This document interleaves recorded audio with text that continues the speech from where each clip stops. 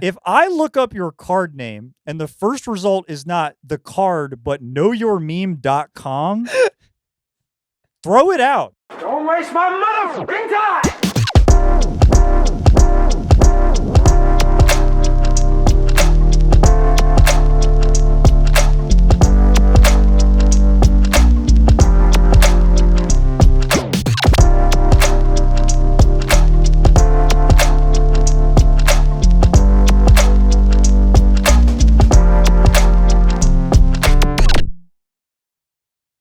It's another beautiful day at the Timewaster 9000 headquarters cavernous pit in the ground. It's a big, stupid fucking hole in the ground. I'm walking over, going, man. I hope nothing. I hope I don't fall and trip into something.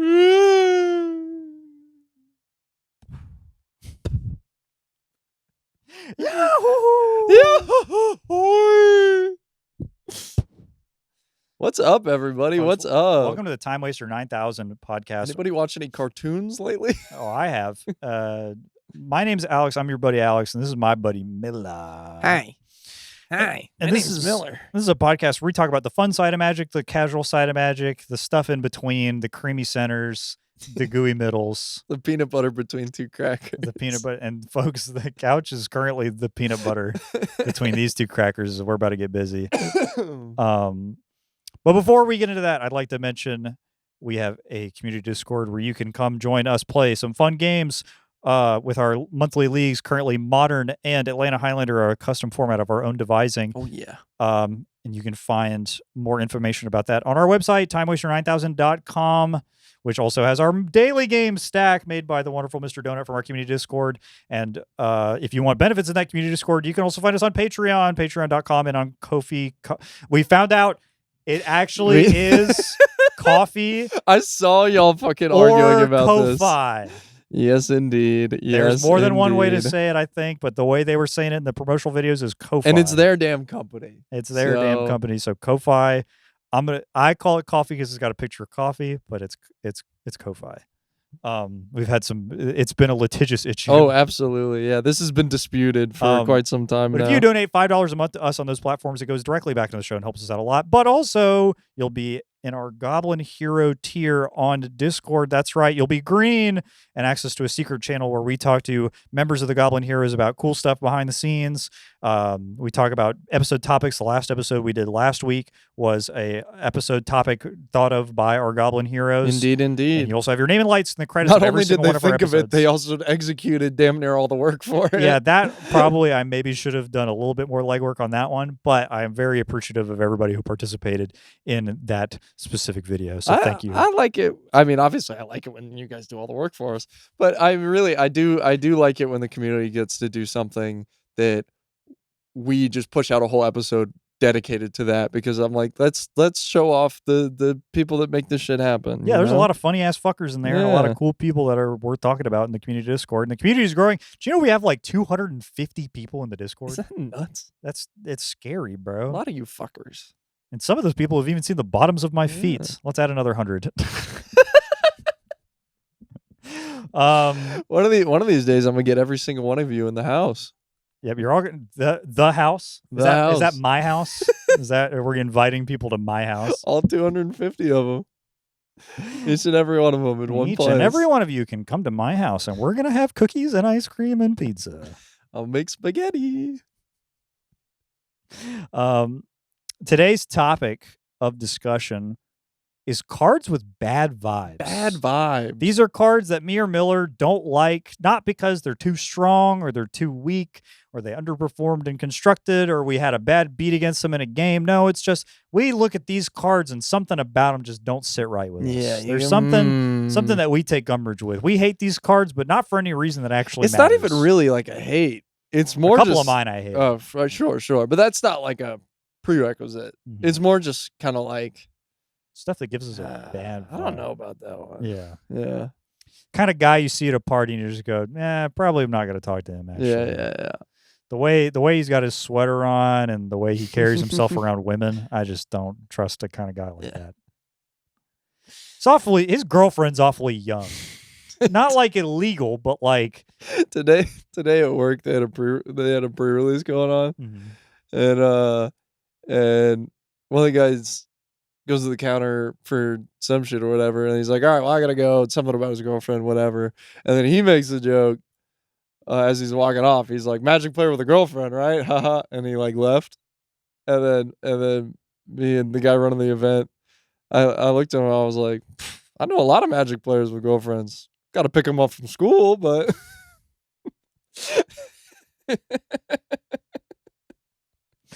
Long ass carpool lane. Yeah. What? Oh, do you drive your girlfriend everywhere? Not everywhere. She takes the bus sometimes. Yeah, she rides the bus twice a day. Wow. I didn't know Marta did that often. What? Huh? Marta? Yeah. Her shit says Fulton County.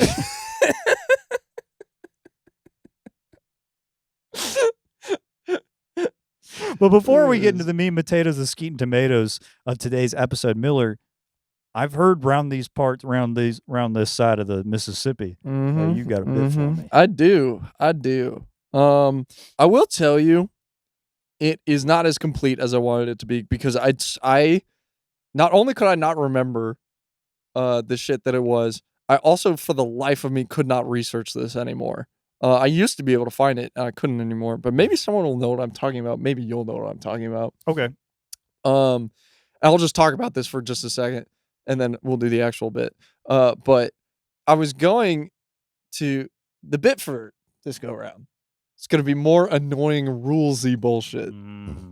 But the thing I wanted to incorporate, do you remember any of the cards used for how to make a blue? And I do not mean mana. Yes, you know what I'm talking about. Yeah, where you make something a blue. It's not. It's like no longer. It has lost its permanent typing. Yeah, it's like bad MTG combos. How to make a blue. This is like not Googleable anymore. I could not do it. You keep talking about it. But basically, it is a multi-step process to turn a card on your board into. It has no effect. It's a token creature that does nothing, not a creature. It's not a creature anymore. It has no typing whatsoever. Literally the only characteristic of the thing on your board now is that it is blue. That's it. And it is a blue. It's a blue. How to make a blue. And I was going to incorporate this into an annoying sort of trivia style question, but I just really could not find the parts that made it happen anymore. So I'm currently on r/bad MTG combos top all time, and I am huffing it down the list. But keep going with the bit. See if I can find it. I mean, the bit. I mean, you're gonna have to focus up here. That's the thing. You could pull up cards if I need to read them. Yeah. Because, folks, we're going to start off. This is really just a two. I got two parts, really. They're not connected necessarily. But we're going to start with Lich's Mirror. Okay. I'm slightly familiar with Lich's Mirror. So if you could tell me what Lich's Mirror does, Alex. So I forget what the mana cost is, but Lich's Mirror is like... Oh, wait, no, I'm getting this totally confused with something else. Yeah, I was going to say, this is definitely a reader. No, I know. Okay, Lich's Mirror. I know Lich's Mirror. I know Lich's Mirror. This is the one that people play with Channel, because when you hit 0, you shuffle your hand, your graveyard, and all the permanents you have into your library. You draw 7, and you go back to 20. Yeah. But Channel is still active the whole time, so you can still keep paying life. It's basically just a time twist. It's easy to cast it off of Channel. Because it is colorless, It resets your life total. Yeah. Right. All right. Well, yeah. So, anyways, Lich's Mirror. Go ahead and read for the class. Lich's Mirror is 5 mana for an artifact. If you would lose the game, it said shuffle your hand, your graveyard, and all permanents you own into your library, then draw 7 cards, and your life total becomes 20. It shows not what you are, but what you were.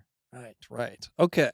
So, we know how this works under normal circumstances. Okay. Scaring me. Alex, how does this card work if you have stolen it from your opponent?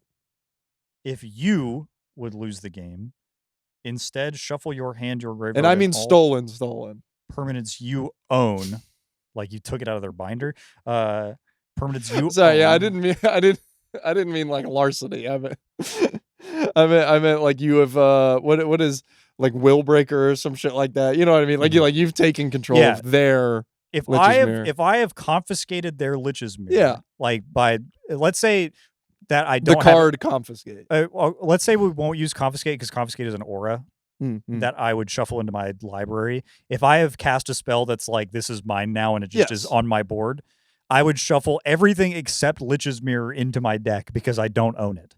But I would shuffle everything else, and then I go Sure. to 20 and draw 7. And the Lich's Mirror would. The Lich's Mirror would still be in play, and so Sitting on your board. so I would Correct. still just get to go back down to 20. We're doing good so far. Yeah, that is correct. That is how it works. You basically have a permanent Lich's Mirror effect until someone removes it. All permanents you own. Own. Not control. Yeah, own. Which is hilarious. Yeah. Well, you can't shuffle your opponent's cards into your deck. Yeah, that'd be right. You're gonna lose them. Yeah, they kind of thought At that point, you're playing with ante. by solving a like they found a workaround for you don't want to scroll down on Scryfall rulings for this joint. All right, Alex, here's the second part of the Lich's Mirror question. Let's say that we have taken control permanently of the Lich's Mirror. We've stolen it. Now let's say that we have all of a sudden your opponent they're playing Infect Storm and you've accrued 10 poison counters.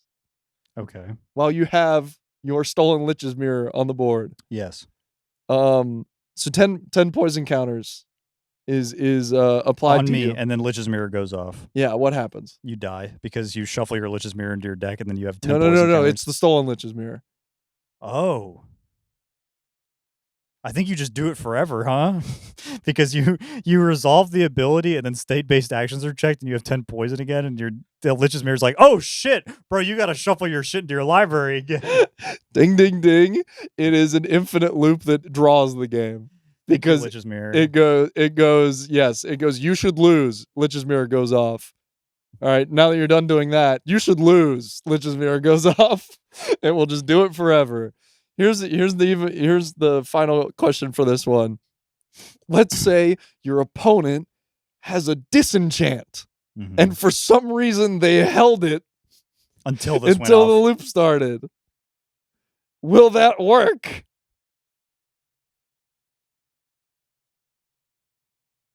So, okay. So, I've stolen the Lich's Mirror. I'm at 10 poison. Yeah.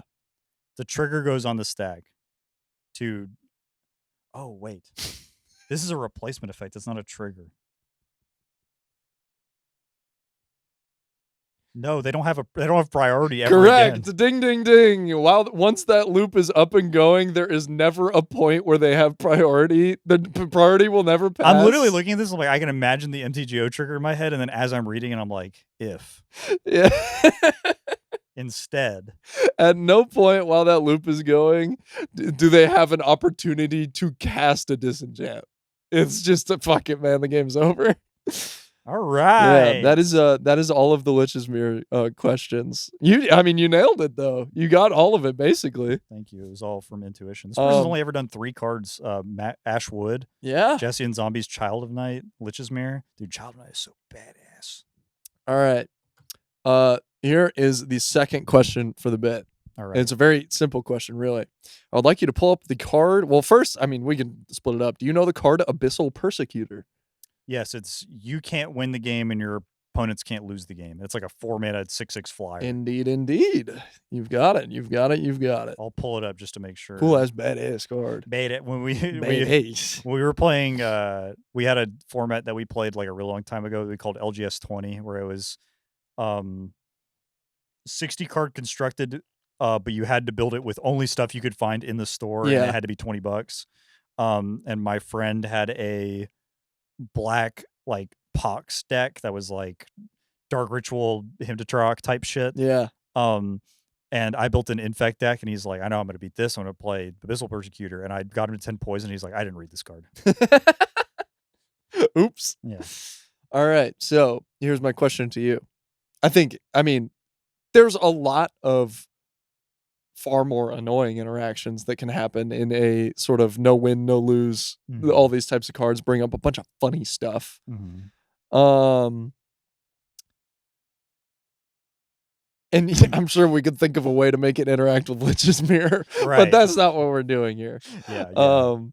My question to you is, how does this card function when we apply it to Two-Headed Giant? Let's say that we were playing Two-Headed Giant. Me and you, we're the giant together. Right.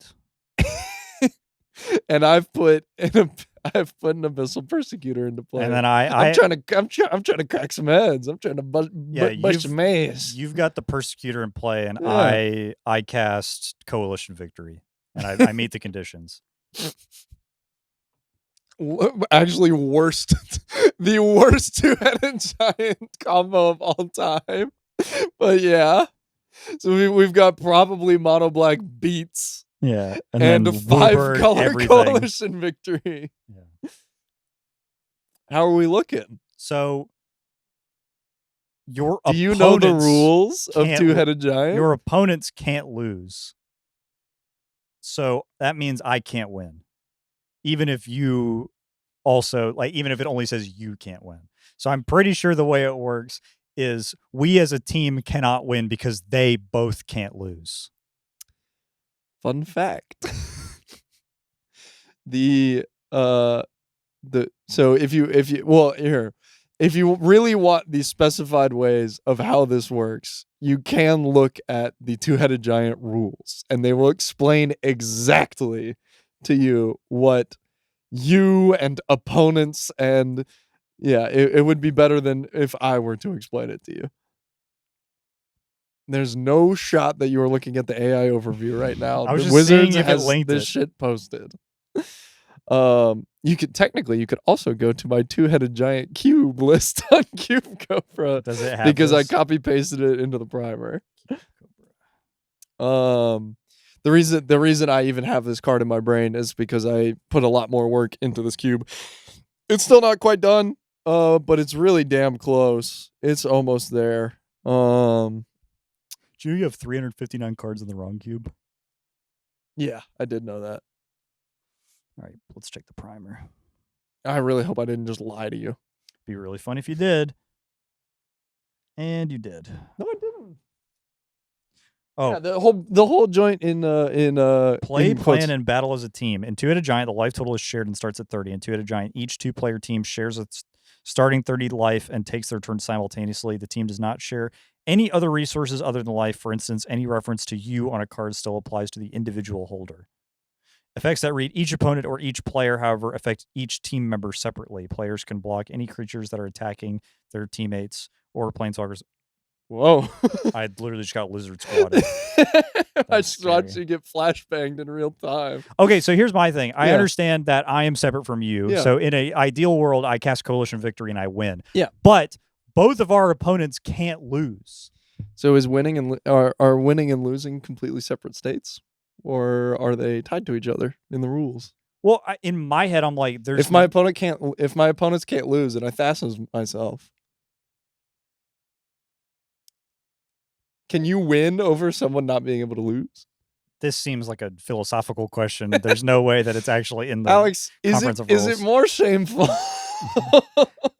I think that if my opponent, I put it in the cube because I was like, that's Yeah. fire. I think that if your opponents can't lose, then you can't win.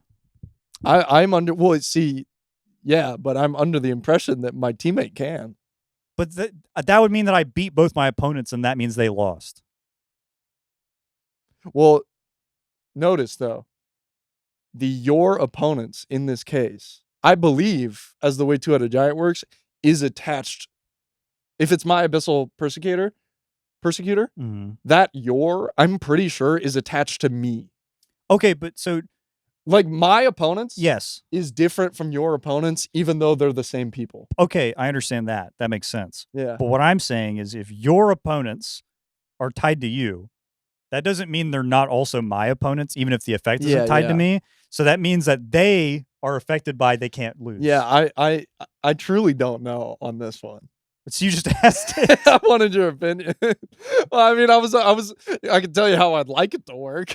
Yeah, I'd like it to be coalition victory. I'm And I like, win, good. yeah. I didn't bother looking it up, but this also seems like the type of You thing. told me, oh, they have this on the website. That's crazy. Well, no, I mean they have an explanation to help you out, to help puzzle this one out. I'm pretty sure if you can't win and they can't lose, I can't win because they can't lose. I don't. The thing is, I truly don't know if you can have a win condition over, because like something that is not like kill your opponent, whatever. Yeah. Like Thassa's and Coalition, whatever. Yeah, but that's it you just win the says game. win on it, Yeah. right? But the logistical endpoint of you win is they lose. It's not you win and then something happens. You know what I mean? Like they lost. They have a loss in the game. Yeah, but if my thinking, right, is if does Coalition victory in this scenario just do fucking nothing? Yes, Why? because you can't You win. win. You're supposed to win. There's nothing that says you can't win. Yes, there is. They can't lose. That's not what that says, though. Anyways, I'm sure we'll get an answer. If you play it on fucking MTGO, it would That's say the best way to test this. you Put okay. up MTGO two-headed giant. Yeah, I'm pretty sure it says okay. Yeah, you're on Arena, right? Yeah.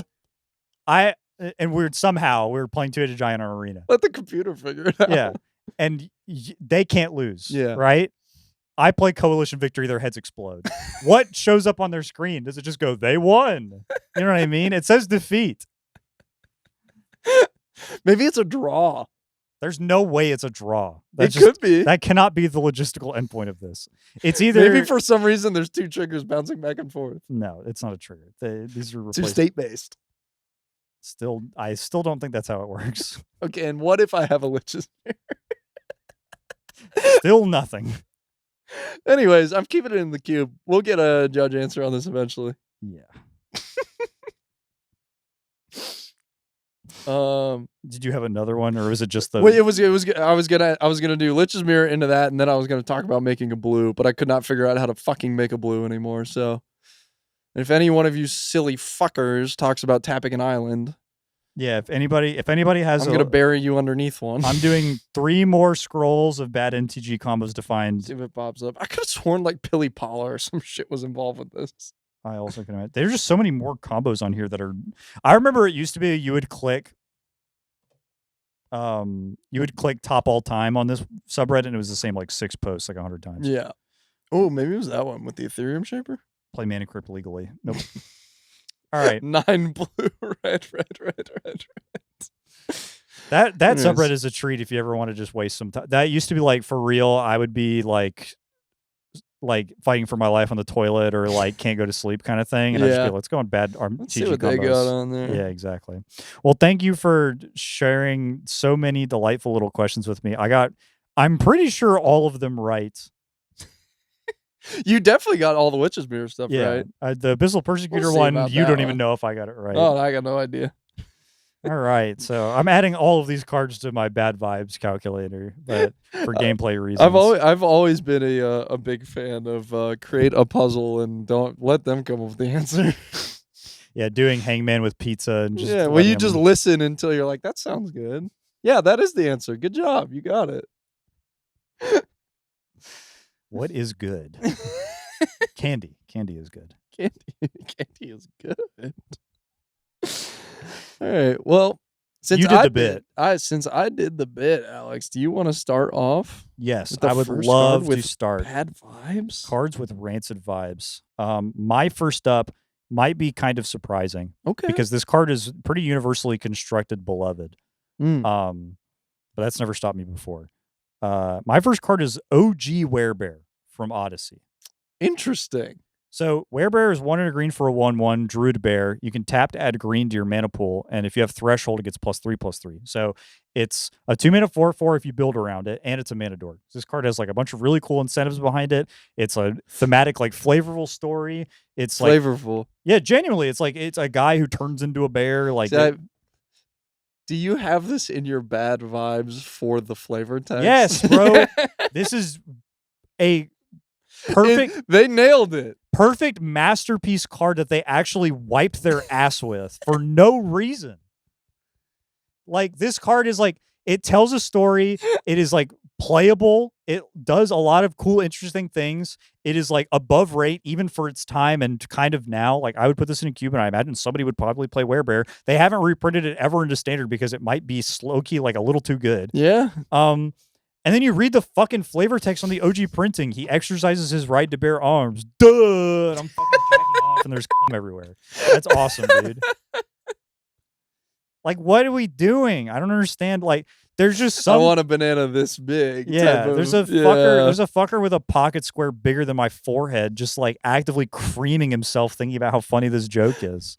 And it's the prettiest the card ever looked, and you just can't play with it because they have a fucking. There's just like fart porn in the bottom half.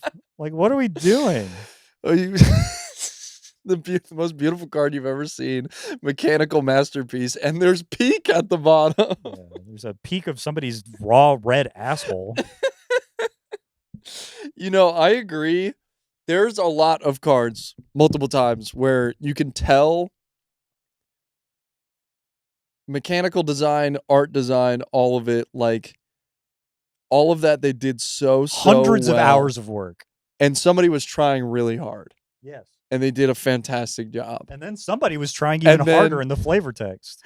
And the flavor text, you're like, there's no way the same person came up with the flavor text. Yeah, some fucking 5'4" dork put that shit in the flavor text. Is the first time they've ever had anything to do in their entire life. The greasiest pimple popper you've ever seen in your life. I respect the hell out of anybody who's ever worked on Magic sets, and like the game is incredibly rigorous, and I imagine there's so much crunch. Like I'm sure you're rushing shit out the door at the very last minute. But if you did, he exercises his right to bear arms on Werebear. Straight up, fuck you. Like, just actually fuck you. Hold that shit forever. Yeah, this sucks. It very much does hold the bad vibes in the way that, I will tell you, most of the funny people I know in my life, are not actively trying to be funny. They just kind of are funny by being around them. People run bits, people do silly voices, whatever. Yeah. But like, nobody is generally going like pulling up like, I got jokes. Yeah, let me pull out my book. Yeah. And this very much is the guy at the party that is like, I got a joke. And you're like, yeah? You got a joke. Let's because you have to hear it. Right. You can't knock. You can't be like, don't tell a joke. Yeah. If somebody I will. If somebody goes, you want to hear a joke? You are probably being a dick if you go no. Yeah, probably. You do kind of got to hear it out. You should follow through even somewhat if you'd like to promote the kind of brotherhood in society that everybody should strive for. But unfortunately, trust can be betrayed. Yeah, this is the guy. This is the guy at the party going, "You want to hear a joke?" And you go, "Sure." And then you hear it, and you're like, Like you don't really want to be the guy that's like, that's not funny. Yeah. Unless they said something crazy. Yeah. Right? If they want to hear a joke, beep. Hey man, don't do that. Yeah. That's not quite what exercises right to bear arms is. I don't actually think it's that incredibly offensive. It really does put a sour taste in my mouth. I will say my secret trick for whenever somebody comes up to me and tells a bad joke, especially at a bar, they do the punchline, you go, oh, because it's plausible deniability. That is because you got it. Duh, of course you got it because you said oh, and you can smile, but then you don't have to force a laugh. Yeah, I will go, that's pretty good. That's it. Well, no, I would never want to put a false idea in their mind. I'm not trying, because what you're doing is placating. Yeah, I'm definitely. Well, but notice I didn't laugh. That's pretty good. Yeah. Yeah. Don't when laugh. You go, oh, what you have told that person is that they told a joke. Yeah. You go, that counts. That is a joke. And I heard it. I heard all the words I did you hear said. it. Yeah. Okay. And that's all you need to dignify it with. Yeah, it is tough for sure. And that's how I feel about Werebear. That's real. I'm taking 4. Yeah. Okay. All right. My first one is really off of this one is very vibes based in artwork and also the ability and also the set that it's from. This one comes to us from the dark. Barrel's Cage. Just go ahead and check this one out. Let's go to the dark printing. Barrel's Cage is a 4-mana artifact, and it says 3 mana, target creature doesn't untap during its controller's next untap step. For a dozen years, the cage had held Lord Ith, but as the pretender Marisel's power weakened, so did the bars. And it's like, on the one hand, I do think that this card is like artistically and design wise and lore wise, like this shit is like kind of cool and badass. But also, I'm just like, scary like, ass. I don't want to be here. Scary ass place to be. Big scary evil cage over a pit, one light that is somehow fluorescent, even though it's a lamp. Yeah. You know what I mean? Like, right. Like, and I mean, there's a fire. Yeah. But it's like casting white light all in a terrible Office Space sort of way. Right. And the cage looks bad and scary. Also, like why a are the sponge. cage bars like that? Yeah. Like, what? They're like huge and there's like It's big like gaps. made of some shit. Yeah, it's like gooey. It looks gooey. Yeah, I wouldn't want to be in Barrel's cage. No, I wouldn't either. It is really funny to put Barrel in the cage and then for Barrel to put Lord Ith in the cage. Yeah. And then be like, and I'm putting you over a big fucking pit. Yeah, that too. It's locked. Don't even try and unlock it. I do like the singular chain that keeps it near the walkway or so whatever. You can pull it and then give him his just food one chain for and then that. pull him back out. Everything else is to keep it hanging in the air. It's like I know this is such an insane movie to bring up, but do you remember the scene in Kung Fu Panda where they're like, and this is how we have them locked about up. Bringing up Kung Fu Panda. They have fucking what's his face? The leopard whose name escapes me, but he's voiced by like an actual for real actor. But he's yes. Can't believe you actually got me.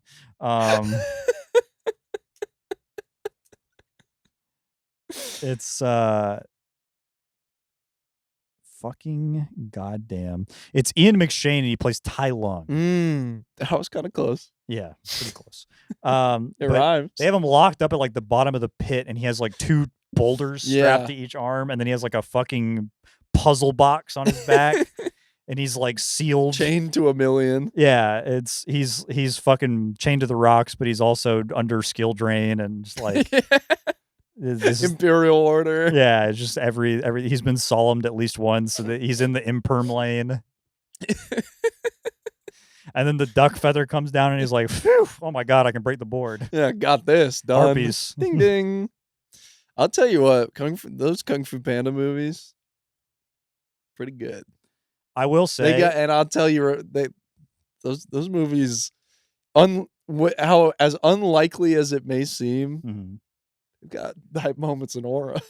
Okay, I will say, I rewatched Kung Fu Panda with an ex of mine. Yeah, and it was during a period of time where we were doing an exchange of culture, where they would bring a movie and it would usually be like a rom-com or something that I would never in a million years put of my own volition, but there were a lot of movies that I really liked from there. Here's some stupid animated bullshit. Literally, yes. Every time they would be like, yo, we're going to watch Devil Wears Prada 13 going on 30. And I would be like, we're going to watch 50 First Dates. Yeah, exactly. Yeah. And I'm like, let's watch Ocean's 11 and Megamind.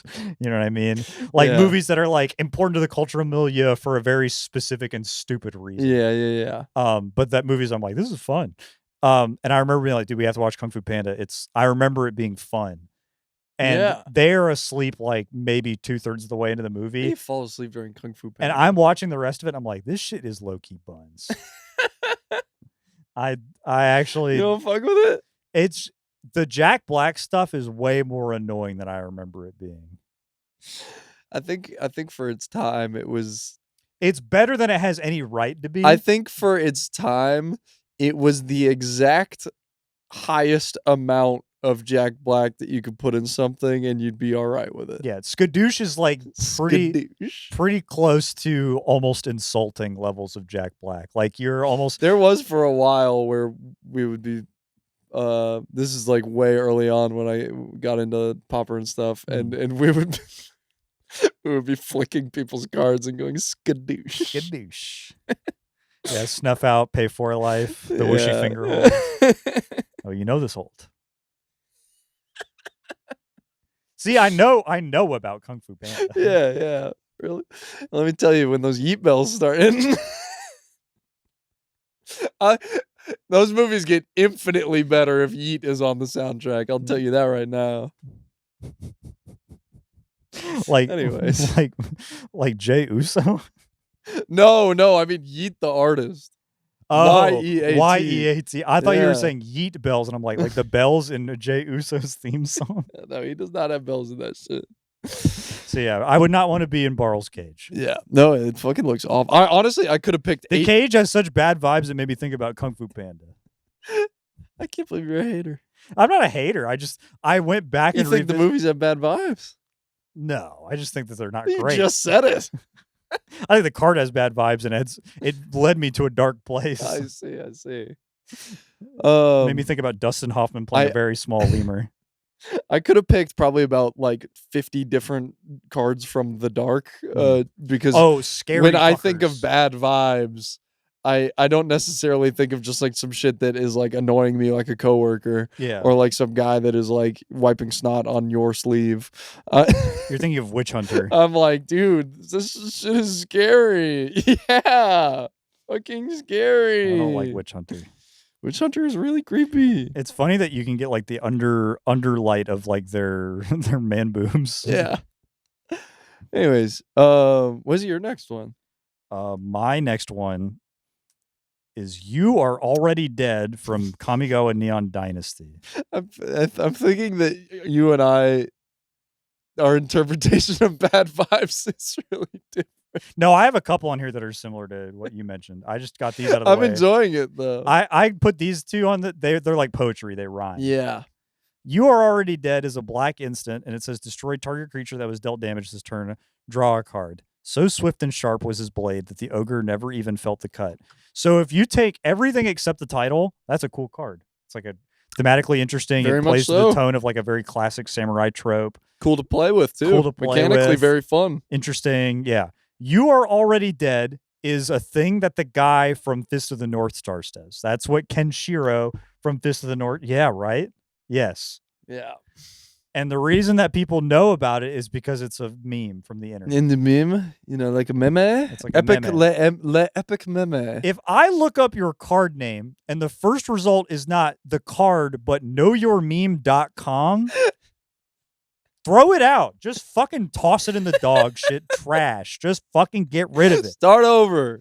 It's fucked. It's done. It is worthless. You don't think we should be making cards for updates to the left? Man? Yeah, one in a No? blue for Nyan Cat is a creature type cat. Grow up. You don't like Nyan Husk? Or some bullshit like that? Tuco Husk is funny. You're giving these people too much credit. Yeah, that might even be a joke. Yeah, that's This is just, oh my god, the thing. dude. Imagine Hey. naming this off demonic consultation. Change your fucking underwear, bro. Straight up. I can smell you from over here. You got streaks in the front and the back. Yeah, you just start wiping anything. I don't know what you need to. I don't know what's dirty, but wipe it all. No wipe November. Next year's challenge. You'd be walking like a cowboy by the third, bro. By the third. My spurs will jingle Oh jangle my out of the fucking God. bathroom stall, bro. Have I ever told my cowboy joke on this podcast? I'm scared. I don't know what the cowboy joke is. This is the cowboy joke. Okay. And it is a real joke. Cause you know me, I love shaggy dog stories. This really is long, not stupid jokes that go nowhere. This is not one of those. This is an actual joke. Yeah. I have a joke. Hey, do you want to hear a joke?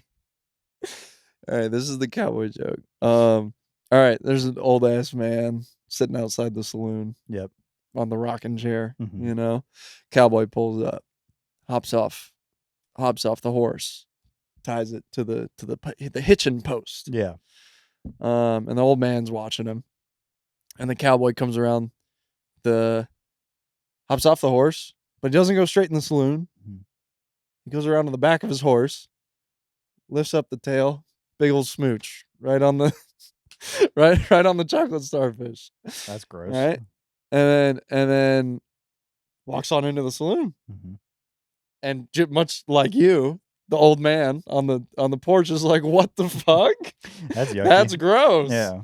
It's the old man gets up out of the fucking rocking chair. He's like, "I gotta go figure out what the hell that's about." Yeah.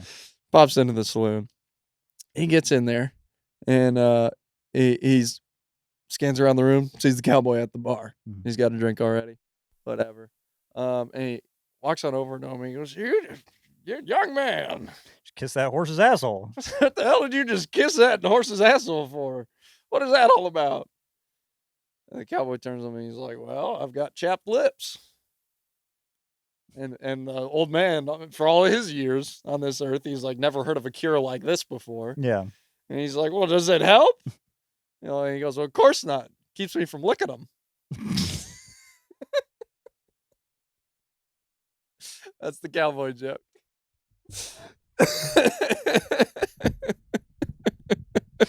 Stupid. I think I read that one in a book when I was like 9. You didn't come up with that one? I've known that. I've known that one for a long, Keeps long me time. from licking him is Keeps a me very from licking them. a very strong punctuation mark. That's dope. Anyways. Yeah, you are already dead sucks. I like the cowboy joke. I would rather kiss a horse's asshole than say this card's name out loud again. Do you remember when you and I, one of the first tournaments that you and I went to, because I met you, you just showed up. You showed up on a week when I was running Popper, but I wasn't there, and my friends, yeah, who are now Oliver and near and Paige, dear and true to me. yeah, were running the tournament in my stead when I was not there. Mm-hmm. And then I show up next week, and they come to me and they're like, "We got another one." Mm-hmm. And I was like, "What? Did like somebody join the tournament?" And they're like, "Well, that, but also we found a replicant." Yeah, yeah, we found another person that's basically us again." Yeah. But one of the first tournaments that you and I ever went to, there was like not some shit we were running. Like we went out to play somewhere at a game store we didn't normally go to. Yeah. And it's basically like just you and me, and I think we probably know like one other person there. But I do remember this. So for whatever reason, we just could not stop doing Angry Video Game Nerd. But it wasn't even Angry Video Game Nerd. It was like people that were imitating Angry Video Game Nerd. Yeah. Like during that era. Yeah, we were doing like Irate Gamer. And we're not playing each other. We're playing like catty corner to each other. Yeah, we're just somewhat near each other at the table. And it's like round 2, and like we're playing like for stakes, and I'm like, this is a bunch of shitty poopy ass. Oh, this card is a bunch of poopy ass farts. Oh. I would rather drink a dog's dick diarrhea than play another second of this freaking game. And then we would turn to each other and go, what were they thinking? Infinite well. If you want to piss your friends off, the strangers at your local off. Yeah, just do, what were they thinking? This What shit is were a they bunch of poopy shit ass fart dick and diarrhea. This game sucks my fucking necrotic diarrhea ass. This game is a complete shitty my butt in a blender fucking This is my ground up pieces of shit and poop and fart. And piss. Yeah. This is a pee-pee in the toilet that I pooped in. It is actually they are going to play this. It will never not be funny. They're going to play this at the defamation trial where I go, dude, right to bear arms is so stupid and not funny. And then literally 10 minutes later, I am laughing at this is a pee-pee that I pooped in. I don't care who you I don't care who you are. That's funny.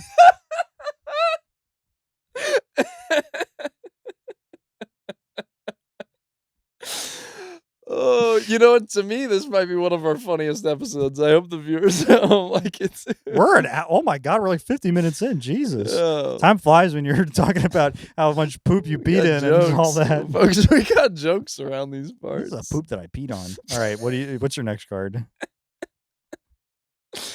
The next one, I'll switch up from just like purely like Rancid. aesthetical vibes. This one is a kind of a gameplay vibes one, and this is something I've noticed within the game as of late. It's just, you know what this one is. It's Ashnod's Altar. And here's the thing about this card. And I think you can even I really hope I haven't talked about this before. I can't remember at this point.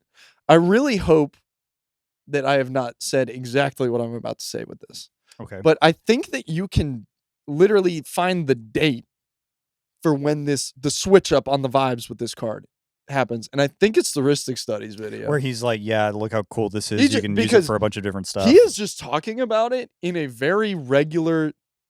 These are the things it does. Here's a cool card that is relatively underplayed or underknown, and like, this shit is dope. And here's all the shit that you can do with it. Right. And most of the use cases that he's talking about in that video are very normal. They're like, what if somebody insurrections you? You could be like, sack my whole board, you get nothing. Yeah. Or passively using it for kind of its intended usage in a lot of cases or just the intended usage of basically any sack outlet is like, they go to remove your guy and you're like, let me get something on the way out. Yeah. Activate an ability on my creature. Like, on top of that, he's like, yeah, if you're going wide with tokens, you can accelerate into some large thing, you know? All of it's like very normal. And pretty much, I think prior in very early Commander, and honestly, up to like when I started playing, this was a card you could run out on turn 3. Yeah, nobody would give a fuck. Yeah, it'd be like, dope. That doesn't do anything. Yeah, cool. All right. Can't wait to see what this is about. Yeah. And they might even go, that's old. Yeah. Weird old card. Ashnod's Altar now, I think, is a iconic Commander card. Kill on sight. Infamous at this point. Goes infinite at the drop of a hat. Super easy to go infinite. A ton of people play it as their go-to, this is my combo piece that I use for something. I've played this in so many decks that don't need it because I'm like, it goes infinite. Yeah. And it is like no longer... And it's funny to me now because the vibes on this card have gotten so bad that there's no good faith actors still using Ashnod's exactly. Yeah. Nobody is just doing it like, throw this out on curve and let's have fun with it and see what it does. Fiddly stuff. No, it's only ever the most evil thing you can think of. Yeah, it is. This is now only pretty much for just like fucked up crazy ass infinite combos, which I think and, is just weird like values. Like, yeah, I need free sack outlet type stuff. I think it's by virtue of the fact that card quality has increased as time's gone on, and also more people are getting better at putting cards that do things in their deck. But the consequence of that is that a lot of Commander decks are full of like insane power outliers that do not match the actual game plan of their deck. Yeah. And so like a lot of times they're sitting in the command zone. Yeah, exactly. And it's just like the big issue that I have with Ashnod's Altar is if you want to play with it like the Ristic Studies way, you have to engender the fact to your entire play group that it's like, no, I'm using this as like a value engine. Like it's going to accelerate. It's powerful, but it's not going to like necessarily win the game out of nowhere. A lot of people will put this game in or this card in their deck and it will win the game out of nowhere and they don't even realize it. Because they don't realize how critical mass their deck is built in a way that it will get to a point where you're like, if this gets to do anything, then I win instantly. Yeah, I've seen plenty of people playing with Ashnod's Altar that aren't even aware, like, you can just activate this shit and activate this shit and act like they don't think about it in that way. Yeah. They just were like, card good. Someone told me good. It go in deck, you know? Also, this is not to bring any sort of ire to Ristic Study. Love that guy. Awesome channel. That video is cool. Genuinely, I think one of the best Magic channels out there, and that video is probably excellent. the second best. Yeah, Magic at least channel. the second best. At least the second best. No, Ristic Studies puts us fucking 10 feet in the dirt. Yeah. And also, yeah, all the shit in that video is really dope and cool, and is not. I I do not think that video causes it. I just think it is where you could probably put the date of like, this is when the vibe switch happens. The genesis of the beginning yeah. of McGillicuddy. But like kind of everything right after that video is where like I think EDA Trek gets much more popular. Yeah. Commander in general gets much more popular. The card sees more printings, right? And I think that's how it's a good timestamp for when that kind of the spiral of the vibe switch up for this shit started. 100%. I totally agree. I like Astronauts. I have a I'm common printing, by the way. You can play this in Pauper. You can be funny. Mm-hmm. Ultratron. Yeah. I'm looking at these prices for all the copies of Astronauts Ultra I own. I need to fucking liquidate ASAP. You want to know how I know it's gone nuts over time? Is the first one I ever bought. I used to buy these for like $6 a piece. Yeah, first one I ever bought was literally $5. Yeah, and it was I'm pretty sure it was a first print. Damn. Yeah. Actually, no, that'd be Antiquities. Yeah, Antiquities. Probably like a Chronicles. Yeah, I bought a Chronicles Astronauts for $5. Oh yeah, I got a bunch of these sitting around. Oh my god, I need to sell them so bad. What's your next card? Folks, the next card on my list is Let's Play a Game from Duskborn. It's 3 and a black for a sorcery. Delirium. Choose one. If there are 4 or more card types among cards in your graveyard, choose one or more instead. Creatures your opponents control get -1/-1. Each opponent discards 2 cards. Each opponent loses 3 life, and you gain 3 life. This card is really cool. And it has the same problem that I have with You Are Already Dead. Cards. Yes, which is that there's a really fascinating piece of cardboard. You know, a lot of this set was like this. Yeah. In fact, all of the bad parts of this set are like this. Yeah, where it's like a really cool card locked behind a picture of a guy wearing fucking Marty McFly vest or whatever. Yeah. And like, I get the vibes that they're going for. The set was like really meticulously designed in a way that like they have captured a vibe. And there's a lot of stuff in the set that is like really cool when they get like super into the. You can really tell which parts of that set got worked on, or excuse me, because I mean obviously like the whole crew of it worked on it, you know. Yeah. But you can tell which parts of that set they were given free reign. Mm-hmm. And which parts of that set that fucking whatever higher up suit bigwig annoying stupid motherfucker was like, you gotta put this in.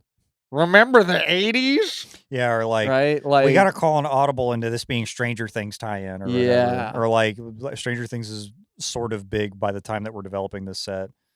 And you could tell, like, I mean, they did their best, but like the stuff that is cool and awesome and flavorful and beautiful in Duskborn that is like really extremely horror inspired and very all the fears has so much artistic merit to it.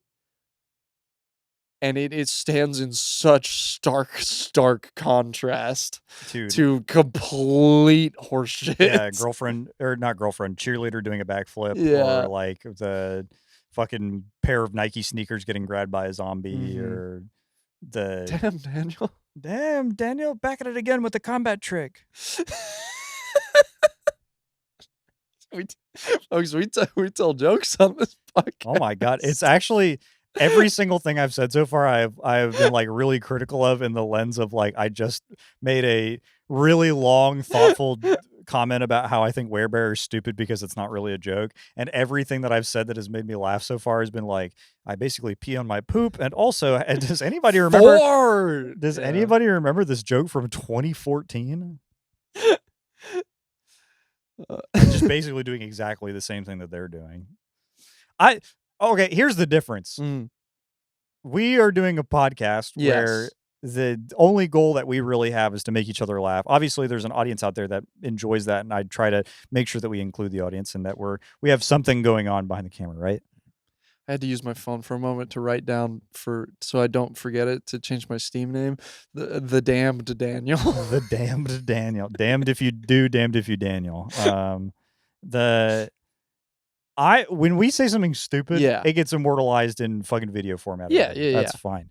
These are playing cards that exist in this game forever. Yeah. And are like pieces that are needed for the game. Yes. if you draft Duskmorn, you will get dealt a card a non-zero amount of the time that is a reference to the Saw franchise. Yeah. Like the little puppet guy. Also, I'll tell you right now, Let's Play a Game in draft is a house. This card seems like it's good. I didn't get when to you draft fire much this Duskmorn. off with the delirium, it is you are hooping. You are actually doing hezzy cross up. Yeah. Tween. Tween. It actually feels so nuts Professor to style get all bouncing off modes their on this head to somebody. Yeah, it's just like the art's really cool. Reverse jelly. Your finger rolling all the way to the bank. It's cool. This card's really cool. It's got a cool effect. Like, art's cool. And then the vibe is just completely ruined by a legally distinct reference to the Saw franchise. And also, this is another thing, and it's happened a lot more recently with the advent of Universes Beyond, which is spell names that are not like clearly an incantation. Like yes, like burst lightning is like I am calling upon the power of a burst of lightning. That sounds like I went into my spell book, and there's a spell called burst lightning, and I summoned this forth and fired it upon you. There's no tome you can open anywhere in the multiverse that says "Let's play a game." Yeah, because you'd read that and you'd be like from Saw, like the movie. Yeah, Let's Play. I will say too, it is definitely I think largely Universes Beyond type stuff seeping into the regular sets. But you can still find some shit like that in even like older Magic type stuff. But it's a lot fewer and farther between. Yeah, I don't know. The vibes of Let's Play a Game are just I don't like it. I genuinely have never actually read the card text because I get as far as the name line and I get pissed off. Fuck off and that's it. Because it's like I don't really care about the Saw franchise like that. I'm sure if I was a fan, I also would be like fuck off. But like I don't know. It reads especially distasteful to me because they're already doing UB, right? Yes. And they're doing these like completely tasteless tie-ins, putting con on a card and all this like other dumb timey-wimey bullshit, like that kind of stuff on a card. And so you see that all the time and you're like, well, that makes sense. They fucking got paid by the guy to do it. Yeah. They did this one for the love of nothing. They just did for the hell of it. They just did this for the hell of it. Yeah. And so I'm like, you weren't even under duress for this. There's no fucking like Paramount bigwig coming to there's your nothing house. There's nothing that says you have to do this other than somebody at high up at Hasbro wouldn't it be fucking went to the Wizards team was like, hey, you want to hear a joke? That's what this card should be called. You want to hear a joke? Yeah. Let's Play a Game does not pass my also sniff if test. you don't, it like is not evocative in any way, shape, or form if you are not familiar with Saw to that point. Yeah, because if somebody goes, "Let's play a game," and you're first of all, I already am. We are playing Magic right now. Yeah, and they're like, "No, like the movie," and you're like, "What movie? What?" Yeah, and also, the card says, "Let's play a game." You pick the modes. yeah, because really, the whole conceit of a lot of the Saw stuff is making them choose between a rock and a hard place type stuff, putting you in the torture dimension. Yeah. You've got to choose and figure it out. Yeah. There's no rock and a hard place here. You pick everything. I'm just going to fire it all off at you. Yeah. If it was really Let's Play a Game, it'd be like Browbeat or something. Yeah. This is just like, all right, man, you're getting double pumped. Yeah. It is just boom, boom, boom, boom. All right, cool. I want to play a game with you. In the next room, there's a big fucking evil ass machine that kills you instantly. All right, just go in the room. Go in the room. Get in there. I don't really think we're playing it. Just get in the fucking room. Get in the fucking room. I'm trying to get this shit under 20 minutes. This movie has been way too long. Saw, but it's 10 minutes long. Yeah. And every trap is him just instantly killing somebody.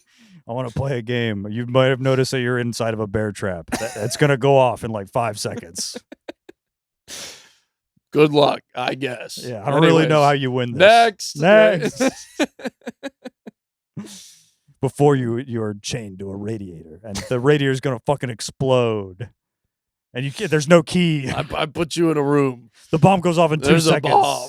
Yeah. Yeah, Saw, but Jigsaw doesn't know what a game is. Why does everybody keep losing? I'm trying to win. Yeah. Yeah. I'm not gonna let you. What the fuck? Why would I give you a? I don't want to lose. Yeah. No concept of a game. No concept of torture. Saw is just killing you. Yeah. Fuck it. Jigsaw wants you dead. I want to play a game. There's a car in front of you and the engine's on, and there's a guy behind the wheel, and he's gonna hit the accelerator. And he's going. Yeah.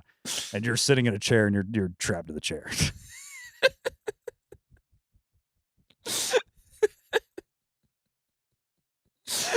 Yeah, I don't even really know why I do this.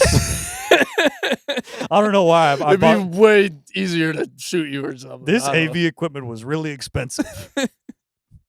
Oh, I remembered the other Jigsaw bit. Because in the movies... Last week we talked about this. In the movies, he's like old. Yeah. The guy behind it's old. So it's Jigsaw, but he can't really figure out the like Skype call that he's using. Oh, yeah. It's like, I want to play a game. I can't... Can you hear me? Can you hear me? No. You're moving, but you... Okay, so is my camera... 1 second. Ba-dum. Ba-dum. All right, can you hear me now? Hello? No, but now I can't hear you. Is it both of us or... Why is the bar...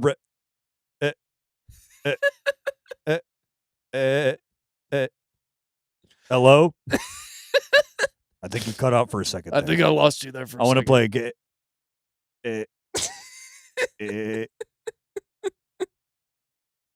In front of you, there's...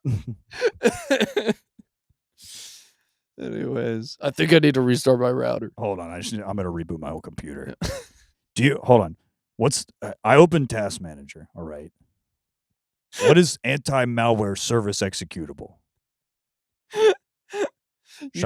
I guarantee you do not want to see Jigsaw's Task Manager at any given moment. That shit is fucked up. How do I uninstall a toolbar? Do you have a card for me? You open it up, there's like 9 bits of malware in there, just a bunch of bullshit, but also Parsec. Trying to get Marvel games. It's the only way you can play Street Fighter 4 with good netcode.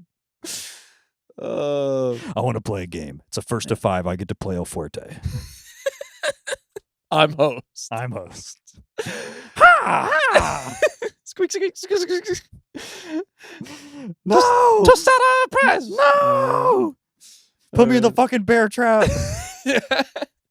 All right, my next one. This one back up to just general aesthetic bad vibes, and also just guy I don't really want around. Can you pull a Morfiend? M-O-O-R. Fiend. Space. Fiend. Ew! What the fuck is that? That's not a fucking cat. Ansomatics, you need to chill out, bro. Ansomatics all-timer for drawing just a fucked up weirdo. Okay, this is dope.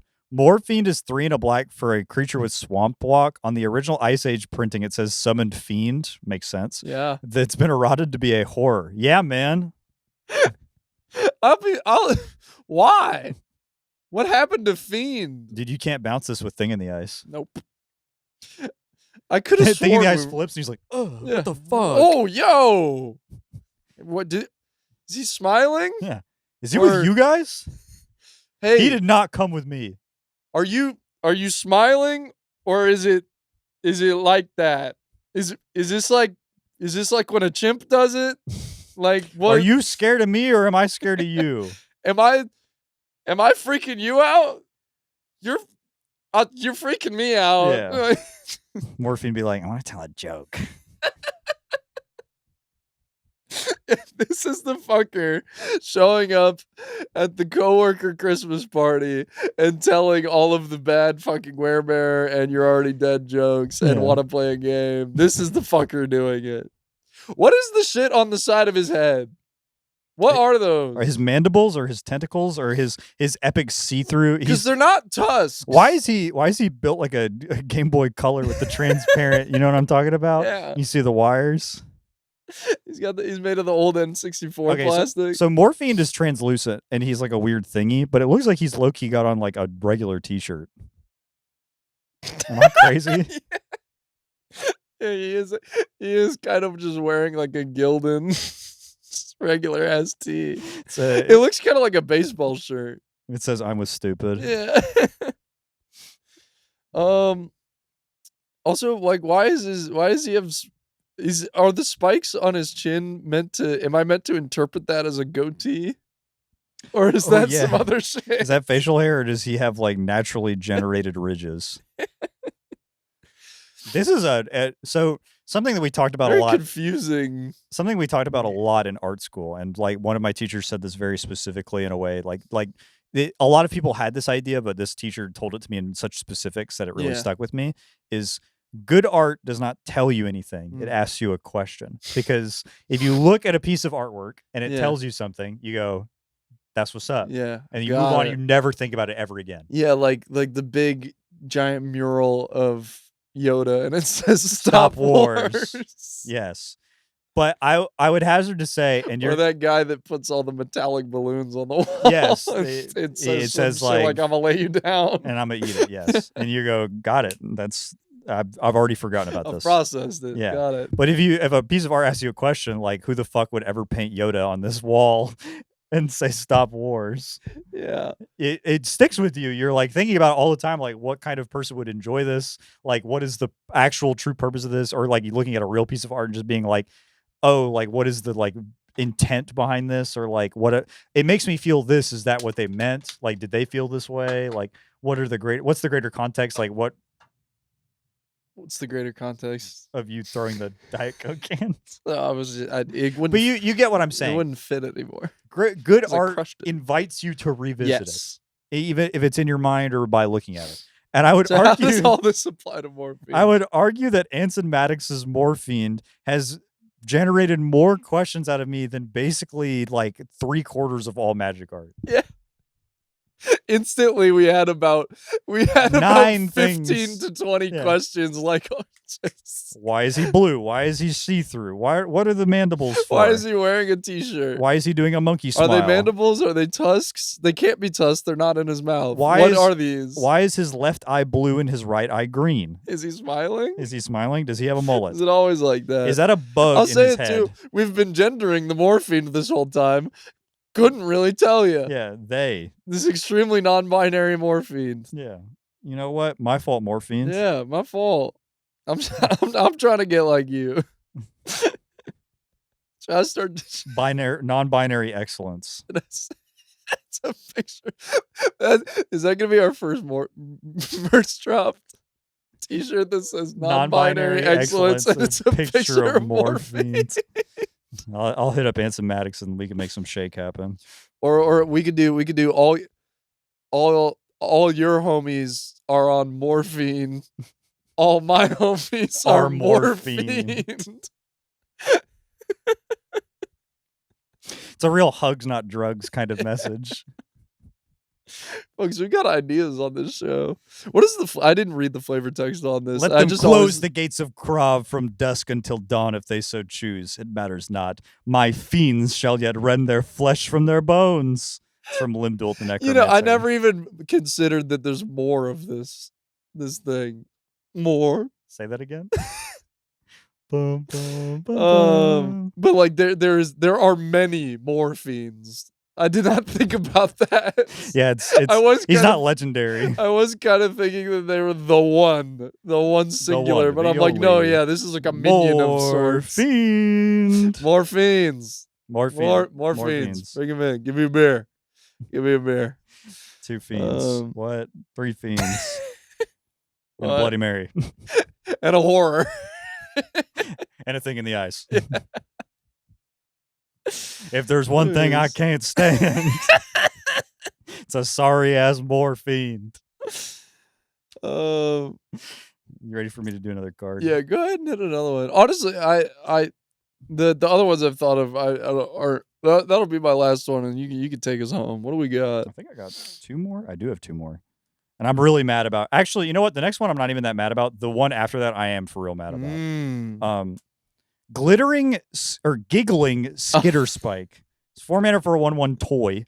Artifact creature. It's You don't like this indestructible. one? Whenever it attacks, blocks, or becomes the target of a spell, it deals damage equal to its power to each opponent. And you can pay 5 to monstrosity 5. This is a John Bob gaming classic. John likes this card? Yeah, John loves this card. So, 2 things. First of all, ew. Really ew, disgusting ew. Oh, the card. The card, not Yeah. John Bob. Giggling Skitter Spike is really gross and weird, and I don't like the art. It's well rendered, and the composition is nice, Yeah. and it's center justified, and everything's cool. It's just I'm down when the weird, card's freaky yucky. ass Binding of Isaac Yeah. baby head, and it's in a bird cage, and there's spiky arms on it, and I can imagine it like crawling into my room. I'm like, ugh, it's gross because I'm imagining it's not like bug sized; it's like people sized. I would say people sized in that I know how big Yay a big. baby's head is. Like the cage is yay big. Yeah, so that's probably about how big that is. That's scary. Yeah. Don't like that. Mm. Second emotion.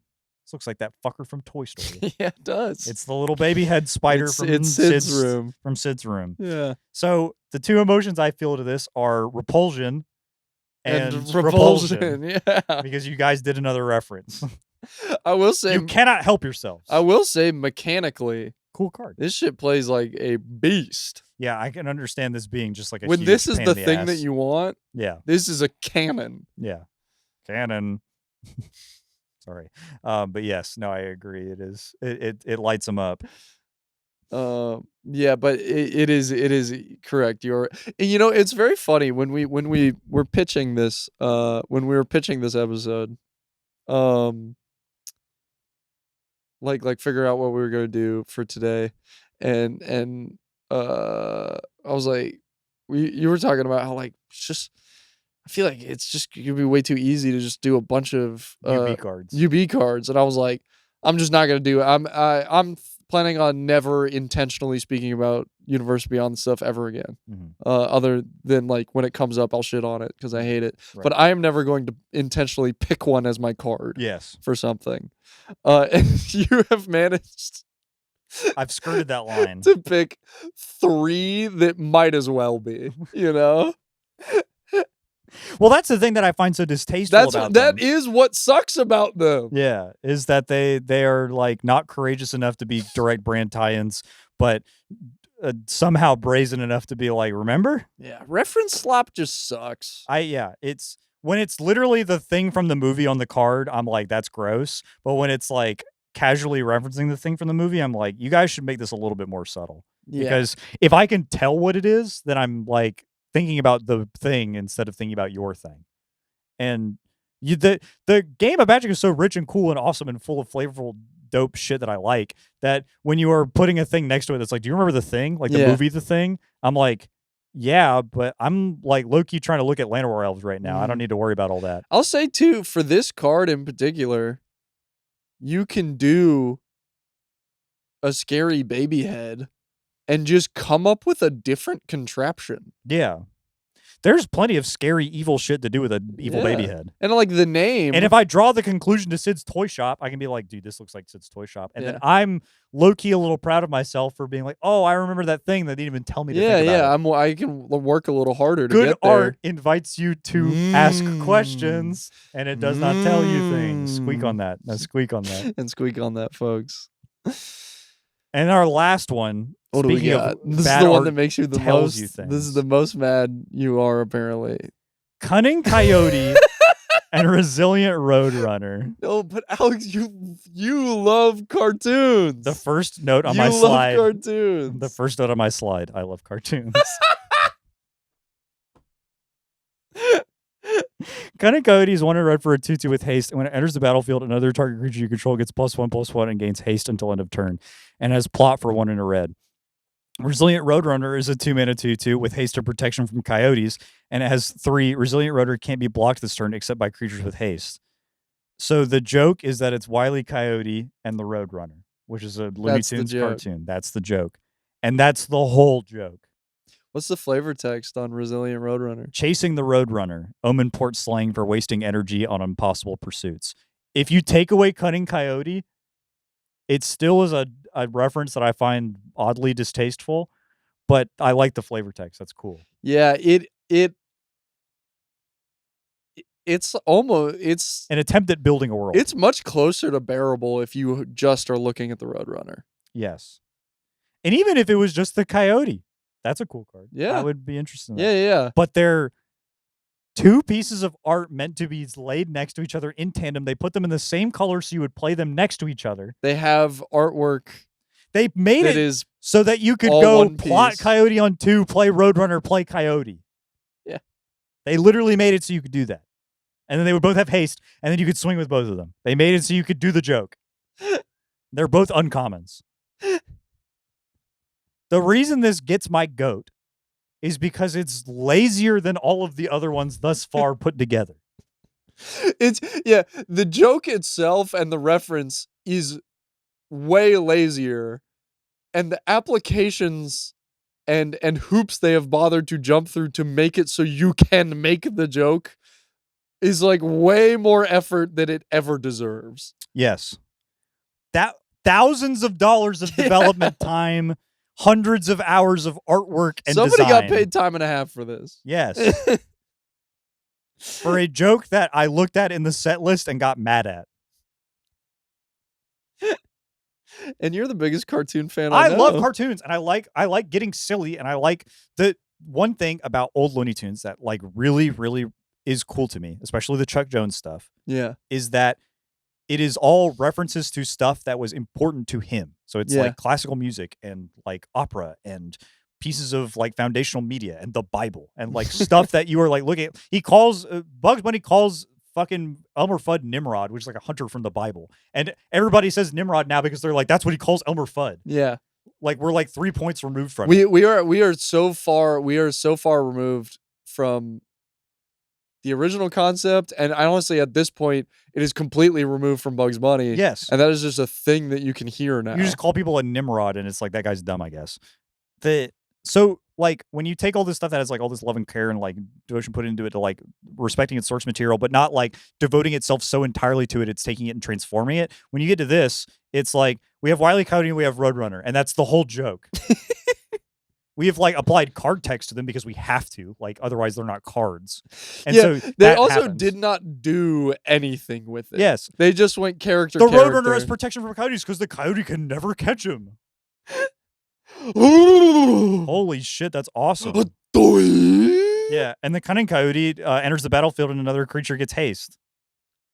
What does that have to fucking... Why doesn't he make a rocket?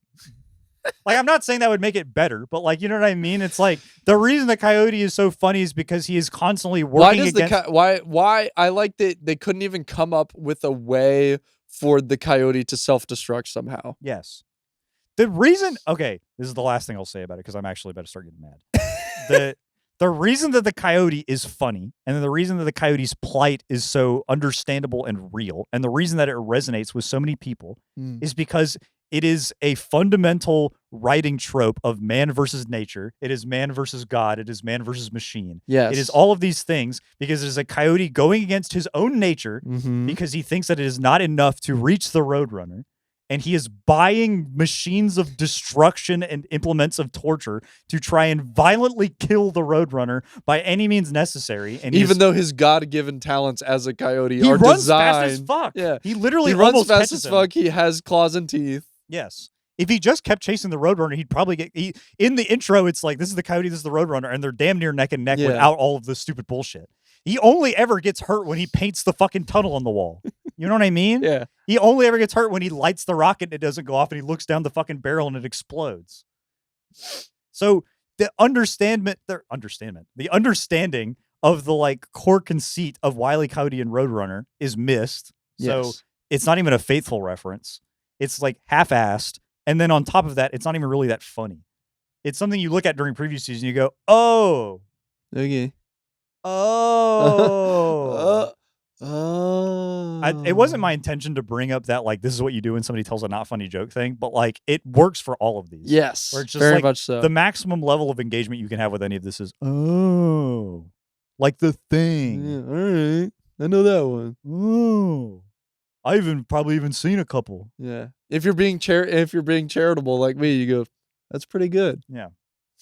I don't think that you shouldn't call, because like lots of Magic cards that are successful call upon like old fairy tales yeah. and like stuff that's like important culturally or is like seeped its way into the background radiation of like the way that we see the world. And that's fine. And there's like plenty of times where you can reference stuff. But when you have like the fucking Among Us kill card in Edge of Eternities, it's like, whoa, do you get it? It's like Among Us. And I'm like, yeah, dude, I do get it. I was kind of enjoying all this other stuff before you brought up Among Us. Yeah. That's the part that really doesn't sit well with me, is because it is like actively distracting. Yes, I think distracting is one of the best. You don't read Moby Dick and in the middle of it, and he's like, and by the way, has anybody seen Titanic?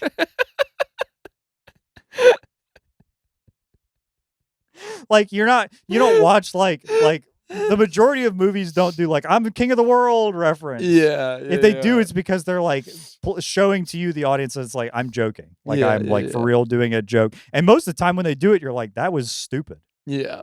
Like Deadpool makes a reference, and you go like, dude, will you shut the fuck up? Like, holy shit, man. So yeah, I know that this is going to come across as me being like, Magic is rude. It's fucking dog shit. It sucks. No. I love Magic so much. I would just wish they'd stop doing these fucking stupid little jokes, because they're not funny. The thing is, stuff like this is very few and far between. Yeah. Like it's more common now. Yeah. If you tell a good joke, it will weave its way into the way the game works, and I'll be like, that's charming and clever. Yeah. Or, that's like a thing that I enjoy or whatever. Like the time, there's a lot of time spiral references that are self-referential to old Magic cards, and I'll go like, oh, that's kind of clever. And like that's the maximum like sort of interaction I'll have with it, but I will still have like some amount of engagement with it. When you go, do you guys remember Roadrunner and Coyote? I go, yes, but I don't see how that has anything to do with any of the shit we were talking about, man. What the fuck are you talking about? Anyways. Yeah, anyways, I was Take 7. Yeah, I was trying to play with my cards. Yeah. Dude, Fist of the North Star, like remember? Oh my god. I think that there's a more like reasonable reference to Fist of the North Star in the Pokemon TCG. There's a Palafin full art illustrated by the OG artist of Fist of the North Star. Is that the one where he's like doing a bunch of punches? And I'm like, yeah. that's cool. It makes me think of that other thing, The but other- it's not directly the thing. It's like the guy is paying homage to that by his own art. He's like, I'm inserting myself into the canon of this other incredibly like popular IP. When David Auden Nash is doing the Cunning Coyote illustration, it's not because he is like part of the original Looney Tunes team or even really like a fan. Yeah, it's like they asked him to paint. Yeah, his boss told him to. Yeah, and he paint this went, coyote okay. and paint this Roadrunner. And it's Yeah. like, if he is a fan of Looney Tunes, that's awesome. And I'm Yeah, glad he got to yeah. do something that he cares about. But it doesn't resonate even remotely as close to any of this other shit that I was talking about. I don't know. The point is, bad vibes. I don't like it. I really People work really appreciate- hard on these sets, and it really pisses me off when it comes to the conclusion of something that sucks. I do really, and I do not mean this in any sort of way to like take a dig at you or demean you in any sort of way. Yeah, I'm It is clenching. very funny to me that out of anything we have talked about this whole episode, the one that got you the most fired up and that you had the most insight, genuinely insightful commentary about is the one that is about cartoons. Every day I really have to make sure that I don't do the thing from the Nostalgia Critic episode where he's like, I finally get Mad Max. It's like Looney Tunes. You know what I mean? Because I really do care about cartoons like a lot. Like I've watched so many of them, and it like was a huge part. There's a huge portion of my life where I was like, I'm going to become an animator. Yeah. And I've learned how to do like some fundamentals of animation because I wanted to like emulate the things that I found interesting in older cartoons that like really meant a lot to me as I was growing up. And so when people reference them in this kind of way, or I'm like, this seems kind of half-assed, I feel like the people who originally made that were like really trying to do something, and you should be trying to do something else. Like, Yeah. you should be doing your own thing. How about you make something that's like cool and unique and interesting instead of being like, dude, oh my God, has anybody seen the fucking thing where Bugs Bunny fucks with the opera singer for like 2 hours? Yes, dude, we've all seen What's Opera Doc. I get it. That's not even the same one. I think What's Opera Doc is the one where they do I don't know. That's tough. I think What's Opera Doc is the Kill the Wabbit. Yeah, that might be the one. But there Which is the is- one where he's like, oh my God, Leopold. And then he does the thing where he's like, whoa. That's the one where he's fucking with the opera singer. Yeah, fucking with the opera singer. And then there's the Rabbit of Versailles, which is the one where he's doing the haircut for Elmer Fudd. Yeah, And yeah, it's yeah, "Bam, yeah, bam, bam, yeah, bam, bam, bam, bam, bam." We have to end the episode. We're actually about to run out of footage. And I'm talking about Looney Tunes. Folks, It's been another beautiful episode. one- Thank you for sticking around. One of the books. Thank you so much for bearing with me. This was a fun and funny one. I had fun. I'm glad you had fun. Yeah. Folks, if you like what you saw today, make sure you hit the like button. If you have a card that you think has rancid vibes, or if you agree with us, or you disagree with us, a great place to do that is in the comment section below. It really helps with engagement. If you would like to see more videos like this one, you can hit the subscribe button. And if you want to receive a notification anytime we upload anything, What might you do? anything, you can hit the bell if you're nasty. Oh, the bit that I remembered I was going to do really quick. Oh yeah. I was thinking about this in the car. Was Droopy Dog doing doing Shakespeare, where he goes, "Is that a dagger I see before me? The handle stretched towards my hand. Come, let me clutch at thee." Who darkens my doorstep? Do you bite your thumb at me? No, sir. I bite my thumb, but not at you. And me. I used to have a substitute teacher that looked exactly like the Droopy Dog. That's tough. It's a tough guy to look like. Droopy Dog does get busy, though. I'll tell you too, lady. Rough. Rough. Oh, Droopy Dog. Oh, we gotta wrap this up. Got Joe. We gotta wrap this up, folks. If you're listening to us on podcast platforms like Apple Podcasts, Spotify Podcasts, the Jeremy Renner app, the Bible app, Merry Melodies, you can subscribe to our RSS feed to receive notifications every time we upload an episode. Every single Wednesday, we've never been late and we've never missed one. Lyft, that's a place you can listen to us. If you'd like to see more of us on social media, you can go to timewaster9000.com to see all of our links, as well as the link to our daily game stack. Yep. Our community Discord. Yep. Atlanta Highlander information, the league reports for our community Discord leagues. Yep. All sorts of stuff is available on our website, as well as an ARG where you can find Miller's real dad.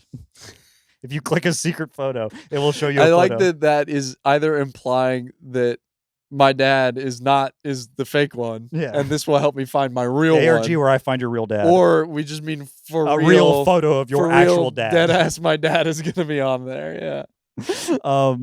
If you'd like to support us on Patreon or on Coffee, the links are on our website, but they're also in our description. $5 a month gets you access to the secret Goblin Hero Barracks, as well as a green role green in the Discord. Bonus content on our Patreon, and your name in the credits of every single one of our episodes while you're donating, as well as the beautiful thought that you are helping us make what we believe in, and you are helping me afford to be able to scream about Looney Tunes on this microphone, which I think is more important than just about basically 90% everything. Of money usages. Yeah. Also, there's extra content on the Patreon. Yeah, we've been making videos. On top of that, if you'd like to join our community Discord, we have monthly leagues going. Free to enter, free to join, free to play, thanks to the bots made by our dear patron, Mr. Donuts. Thank you. Thank you to everybody who watched and everybody who stuck around to the end. Fuck Universes Beyond. Thank you, Looney Tunes. Chuck Jones, I love you. Salute the Goblin Heroes.